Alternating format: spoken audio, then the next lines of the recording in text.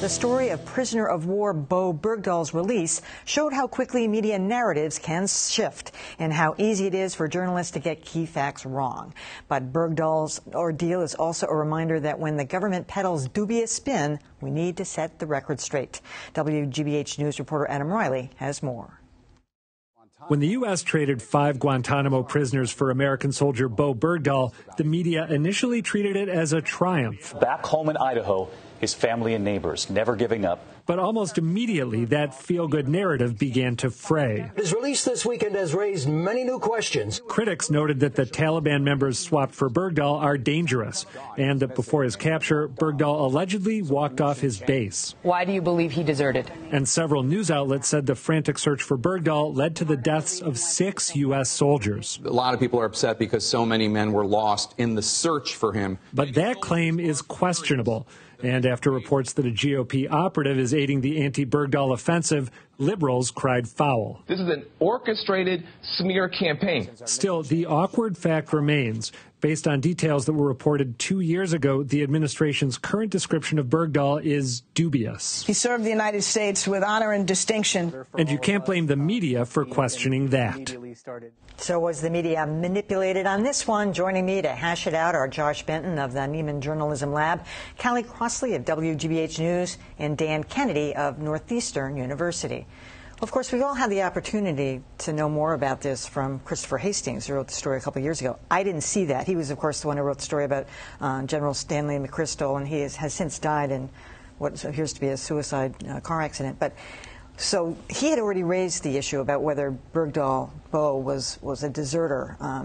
So the fact that everybody was sort of cheering this, and the hometown, too. I mean, did no one know? I mean, it was out there, and it seems like we were slow to pick it up. As for CNN reporting that as many as 6 other soldiers died in the search for him, where did they get that? That doesn't seem to have any basis in fact, although it might. I mean, there's a lot of investigation still to be done here. We just don't know.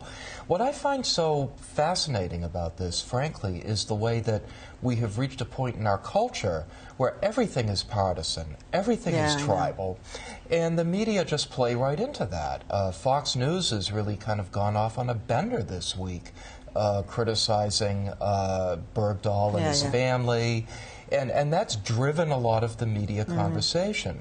Nevertheless, there are serious questions about Bowe Bergdahl, and they're going to have to be answered. But the idea that we shouldn't have made a deal to bring him back, that's not what we do. I mean, Israel a couple of years ago traded 1,000 prisoners to get one of theirs back. I mean, that's just what you do, and then the investigation can come later. And I think that's what we're going to see now. I do think that the initial wave of sort of uncomplicated stories around his Bergdahl's release were unfortunate because the Michael Hastings story from Rolling Stone was in fact, was out in the open. People, it was a significant event when it was published, and the smarter news organizations probably could have been a little bit quicker to recognize the context there because a lot of the behaviors that are being alleged now were described back then. I do think it's really interesting, though, that this is happening both in the media world and also in the social media world. One of the most remarkable documents of the time that you're describing, Dan, was a fellow named Matt Binder on Twitter who spent some time going through mostly conservative Twitter accounts and showing a month ago people saying, I can't believe that Obama is so terrible as to not fight for Bergdahl's release. He's a terrible person. And then a week or so later, I can't believe that Obama did this to get this guy released as a traitor. He should be lined up against the wall just like our president. It's remarkable that partisanship has seeped into absolutely everything. It's the context of any sort of prisoner release is necessarily going to have a deep emotional component, and it's understandable that media outlets would go in that direction. It's interesting, though, how the story has shifted from day to day and from outlet to outlet, and that's somewhat understandable. Media, everyone's trying to figure out what's going on. It's just going to be very interesting to watch how the military investigation, should it go on, what it finds. Well, I mean, there's so many unanswered questions, including even if you say he's a deserter and you were in his group, you know, when I first read the information that he put down his weapons and wandered off, I thought it was a suicide attempt, actually. I thought, okay, who does that? You want to get killed, you know, in the Taliban country. So he has some other issues going on. That was my read.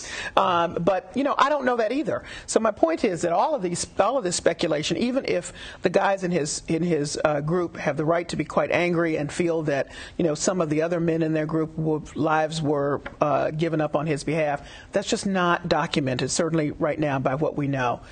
So, you know, when we report these things, I don't understand why we can't do both and. There is a mix of factors at play here. And the overriding common thread, by the way, to your point, is animus against President Obama and also animus about his foreign policy. So you have that as the overarching way of looking at this. And, you know, you're going to get all kinds of stuff going on. You know, even on that, the guys who were criticizing Bowe Bergdahl earlier this week, talk about dribs and drabs. Today it comes out that somebody, oh, no, he did that all the time. He was quirky. You know, he got bored. He put his stuff down. He'd walk. So that's another arm of it. That's right. So he wandered off twice in Afghanistan before. You wouldn't think you could wander off in Afghanistan and come back, but apparently he'd done it several times. If you're a woman. And there's a whole thread. I don't watch Homeland, but there's a whole thread that the guy's been programmed, and it's just like the plot. And then you have Tom Coburn, congressman, on talking about, I looked at his eyes. He looks, you know, drugged up. I mean, there's too much going on. Shut up, John McCain. I don't want to hear one more word from him. You know, I think a lot of people need to shut up. Yeah, well, that's too bad.